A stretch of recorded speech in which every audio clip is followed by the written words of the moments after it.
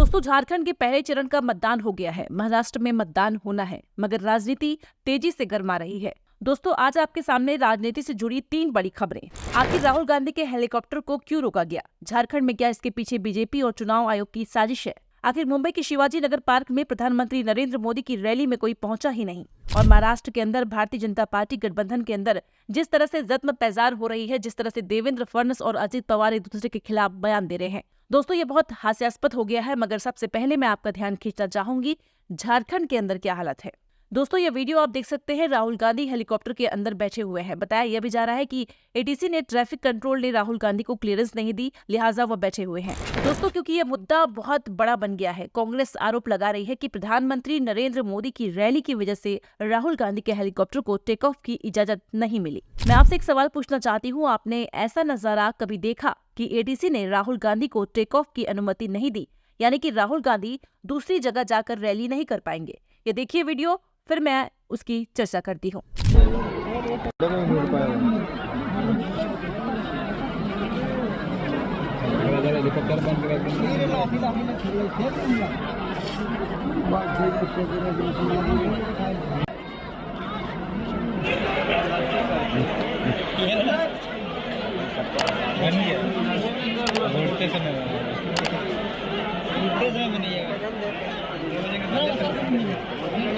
तो जैसे कि दोस्तों इस खबर से बताया जा रहा है कि एयर ट्रैफिक कंट्रोल ने क्लियरेंस नहीं दी और इस बात को लेकर बिल्कुल भी ट्रांसपेरेंसी नहीं है, पारदर्शिता नहीं है। मैं आपको बतलाना चाहती हूँ न्यूज एजेंसीज क्या कह रही है आपके स्क्रीन पर। कांग्रेस के वरिष्ठ नेता और लोकसभा सांसद राहुल गांधी का हेलीकॉप्टर झारखंड के गोड्डा में फंस गया है, जिसकी वजह से राहुल गांधी का हेलीकॉप्टर उड़ान नहीं भर पा रहा है। यह अपने आप में बहुत ही चौंकाने वाली घटना है।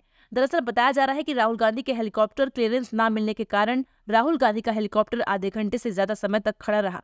राहुल गांधी के हेलीकॉप्टर को रोके जाने को लेकर राजनीति भी शुरू हो गई। कांग्रेस आरोप लगा रही है कि प्रधानमंत्री मोदी की सभा की वजह से ही राहुल गांधी के हेलीकॉप्टर को उड़ान भरने की इजाजत नहीं दी गई। पार्टी के नेता श्रीनिवास का यह ट्वीट, वो कह रहे हैं कि आखिर नेता विपक्ष राहुल गांधी के हेलीकॉप्टर को झारखंड में उड़ान भरने से क्यों रोका जा रहा है? चुनाव प्रचार रोकने का क्या यह नया तरीका है? दोस्तों, इससे पता चलता है कि चुनाव आयोग में और भारतीय जनता पार्टी में किस कदर अविश्वास बढ़ता जा रहा है। और चूंकि भारतीय जनता पार्टी साम दाम दंड भेद में से विपक्षियों को दबाने की कोशिश करती है, तो वो हो सकता है ये सामान्य घटना हो। मैं ये नहीं कह रही हूँ उसके पीछे कोई साजिश है, मगर जिस तरह से रहस्यमय तरीके से राहुल गांधी के हेलीकॉप्टर को उड़ने नहीं दिया जा रहा है, ये सवाल तो खड़े कर रहा है और इन सवालों का जवाब कहीं ना कहीं सरकार को देना पड़ेगा और सबसे बड़ी बात चुनाव आयोग को देना पड़ेगा। इन मुद्दों को लेकर मुंह नहीं फेरा जा सकता। भारतीय जनता पार्टी के लिए जो चिंतित करने वाली खबर आ रही है कि गठबंधन के अंदर किस तरह से जूत पैजार चल रही है। देवेंद्र फडणवीस खुलकर अजित पवार पर हमला बोल रहे हैं। याद कीजिएगा, अजित पवार ने कहा था कि ये जो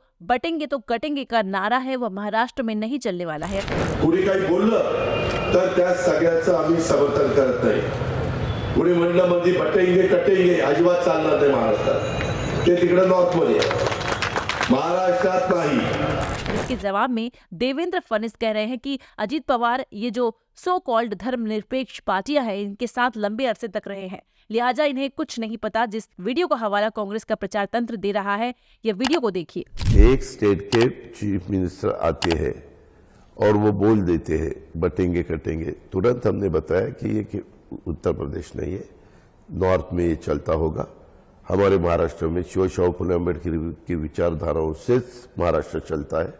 मैंने हमेशा देखा है, जब से मैं पॉलिटिक्स में आया हूँ या उससे पहले एक स्टूडेंट के नाते मैं जब सोचता था तो भी मैंने देखा है, उसके बजाय वो दूसरा कोई सोच ही नहीं सकता। हमें ये कटेंगे बटेंगे पसंद नहीं है। जहां तक अजीत दादा का सवाल है, जनता का मिजाज और नेशनलिस्ट मिजाज, ये समझने में थोड़ा समय उनको लगेगा।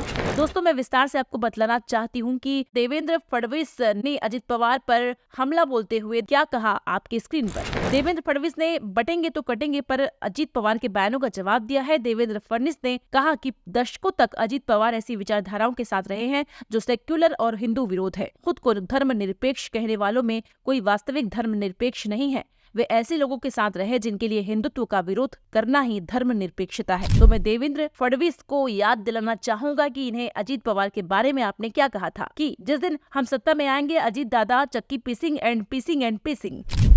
घोटाळ्यामध्ये अजितदादांची अवस्था आम्ही काय करणार, आमचे नाथाभाऊ खडसेंच्या भाषेत सांगायचं झालं तर आमचं सरकार आल्यानंतर अजितदादा चक्की pissing pissing pissing and pissing. अब आप उनकी धर्मनिरपेक्षता पर सवाल उठा रहे हैं कि वह धर्मनिरपेक्ष है, फिर भी ये उनके साथ सत्ता में है। देवेंद्र फडणवीस आगे क्या कहते हैं आपकी स्क्रीन पर। देवेंद्र फडणवीस ने आगे कहा कि अजीत पवार को अभी जनता का मूड समझने में थोड़ा समय लगेगा। यह लोग या तो जनता की भावना को नहीं समझ पाए या इस बयान का मतलब नहीं समझ पाए या शायद बोलते समय कुछ और ही कहना चाहते थे। याद कीजिएगा दोस्तों, पंकजा मुंडे ने भी कहा था कि बटेंगे तो कटेंगे नहीं चलेगा। देवेंद्र इस पर भी सफाई दे रहे हैं। मैं आपको याद दिलाना चाहूंगी, न्यूज को दिए गए इंटरव्यू में किस स्पष्टता से अजीत पवार ने बटेंगे तो कटेंगे पर प्रहार किया था। सुनिए उन्होंने क्या कहा था। मुसलमान आपको वोट क्यों देगा? आप तो बीजेपी के साथ हैं। बीजेपी की तरफ से योगी आदित्यनाथ आते हैं महाराष्ट्र और कहते हैं बटेंगे तो कटेंगे। आपको मालूम है, मैंने उसके बारे में कहा कि ये शायद यूपी में चलता होगा। महाराष्ट्र के लोग अलग विचारधाराओं के हैं, अलग विचार करते हैं। हम सब साथ साथ रहते हैं। हमारे यहाँ शिवशाहू फुले अम्बेडकर की विचारधारा चलती है। ये फैक्ट है, ये कोई नजरअंदाज नहीं कर सकता। मानक जी, मैं आपको सही बताता हूँ। यानी आप बहुत खुलकर अपनी बात कह रहे हैं अजीत दादा, और इस समय महाराष्ट्र की जनता वाकई ये देख रही है और वो ये जानना चाहती है कि क्या बीजेपी के हिंदू मुस्लिम वाले इश्यूज से आप सहमत हैं या उससे आप खुद को अलग? ये देखो, हमने महाराष्ट्र की डेवलपमेंट के लिए सेंट्रल गवर्नमेंट उनके हाथ में, वहां का भी फायदा महाराष्ट्र को होने के लिए मैंने पॉजिटिव सोचा और हमने सबने मिलके ये डिसीजन लिया है।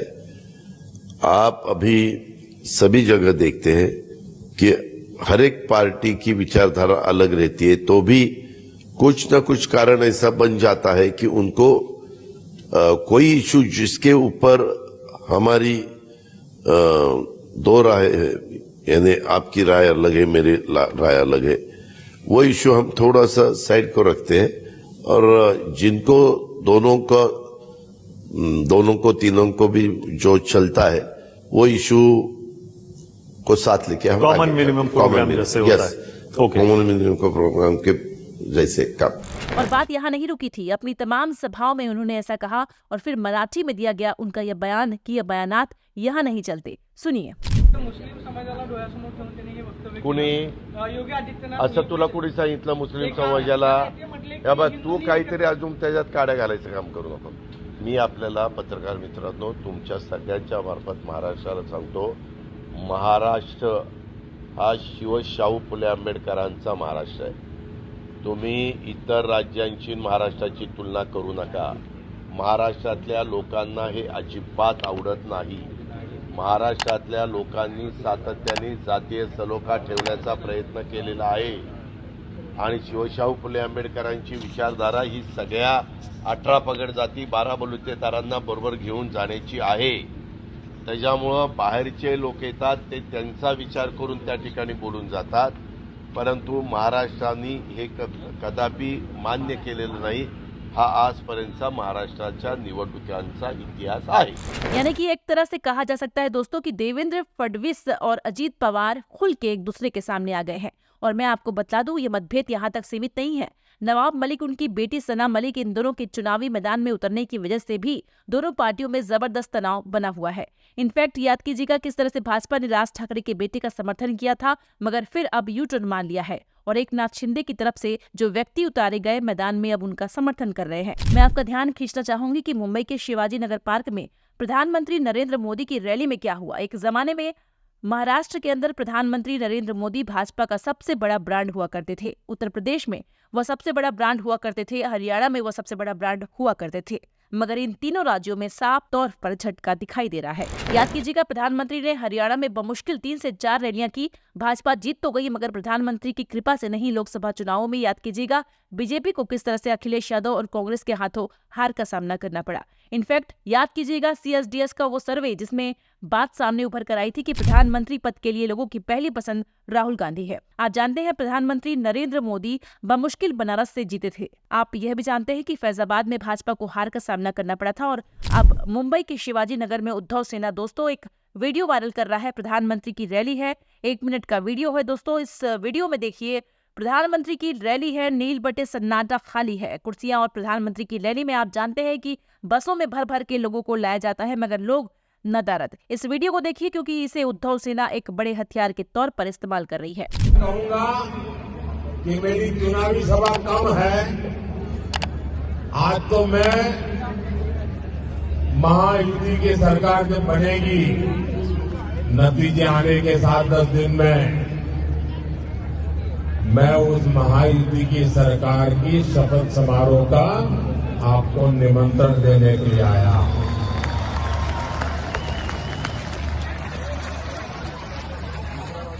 मगर जाहिर सी बात है दोस्तों, इस वीडियो को कोई भी न्यूज चैनल नहीं दिखाने वाला। आज आपके सामने मैंने 3 खबरों की चर्चा की। राहुल गांधी के हेलीकॉप्टर को जिस तरह से रोका गया, कई सवाल खड़े कर रहा है। इसमें पारदर्शिता लाने की जरूरत है। अगर यह सामान्य प्रक्रिया थी तो क्यों थी? और दूसरी बात, देवेंद्र फडणवीस और अजीत पवार एक दूसरे के जानी दुश्मन बन गए हैं। मगर साहब, मजाल है इसकी चर्चा प्राइम टाइम में हो। और प्रधानमंत्री नरेंद्र मोदी की रैली में नील बटे सन्नाटा, इस पर भी तो सवाल होना चाहिए। आपका क्या मानना है? आपकी राय कमेंट बॉक्स में जरूर दें। वीडियो को लाइक करें और शेयर करें। चैनल में पहली बार आए हैं तो सब्सक्राइब करें। धन्यवाद।